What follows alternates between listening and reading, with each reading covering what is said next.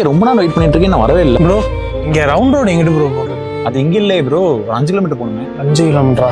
இங்கே பஸ் எதுவும் வருமா ப்ரோ? பஸ் எதுவும் வராது ப்ரோ, ரேபிடோ போட்டு போங்க, இல்லைன்னா ஆட்டோ இருக்கும். ஆட்டோவில் போகணுன்னா எவ்வளோ ப்ரோ கேட்பாங்க? என்ன ஒரு 30 ரூபா கேட்பாங்க. சரி ஓகே ப்ரோ, தேங்க்யூ ப்ரோ.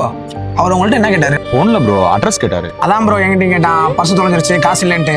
ஐயோ எனக்கு காசுலாம் இல்லை ப்ரோ, அட்ரஸ் தான் கேட்டாரு. இவங்க மாதிரி நிறைய பேர் சுற்றிட்டு இருக்காங்க ப்ரோ, வீட்டெல்லாம் பேச்சு கொடுக்காதீங்க. ஆளை பார்த்தீங்களா எப்படி இருக்கான்ட்டு. ஹலோ, அவதான் என்கிட்ட காசு இல்லைன்னு சொல்றேன்ல, தேவையில்லாம பேசுறீங்க. உங்க வேலையை மட்டும் பாருங்க ப்ரோ.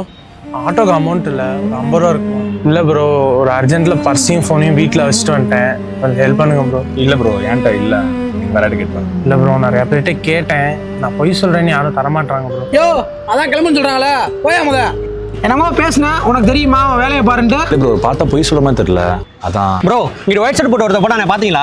ஆமா ப்ரோ, இப்பதான் ப்ரோ போனாரு. அவனை ஏன் ப்ரோ போவீங்க? அடிச்சு உட்கார வைக்க வேண்டியதானே ப்ரோ? என்ன ப்ரோ பண்ணா, எதுவும் பிரச்சனையா? ஆட்டோ காசு வேணும் கேட்டா இல்லைன்னு சொன்னேன், பர்ஸ் அடிச்சுட்டு போயிட்டான் ப்ரோ. பர்ஸ் அடிச்சுட்டு போயிட்டானா? டேய் நீ அவன் தானே பேசிருக்கீங்க, என் பர்ஸ்ரா. என்ன ப்ரோ ஏன்ட்ட கேக்குறீங்க? அவருக்கு யாருன்னே தெரியாது ப்ரோ. 2 பேரும் சேர்ந்து ஃபோர்ஜரி வேலை பாக்குறீங்களா? தூக்கி உள்ள வச்சிருவேன் ப்ரோ. எதுவும் தெரியாம பேசாதீங்க ப்ரோ, யாருனே தெரியாது ப்ரோ. டேய் நீ பார்த்து தானே அந்த 2 பேரும் பேசி தானே இருந்தாங்க, உண்மையை சொல்லு. டேய் காசரா. என்கிட்ட சுத்தமா அமௌண்ட் இல்லை ப்ரோ, என் ஃப்ரெண்டோட அமௌண்ட் தான் ப்ரோ இருக்கு. குரா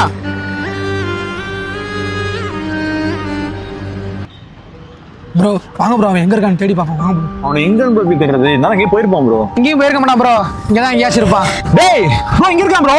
டேய் குழந்தை பர்ஸ் செல்ல ஏற முதல்ல. என்ன ப்ரோ சொல்றீங்க? நான் யார் பேச ப்ரோ அடிச்சேன்? ஏய் உன முதல்ல இருந்தே பார்த்துட்டு இருக்கேன், உன் மேல டவுட்டா இருக்கு ப்ரோ நான் காசு கேட்டது என்னமோ உண்மைதான், ஆனா நான் யார் பேசையும் எடுக்கல ப்ரோ. டேய் நீ இப்பலாம் கேட்ட வர மாட்டே, ஒரு பேர் ஏறா ப்ரோ. ஏன் சொல்ல ப்ரோ? ஏறா.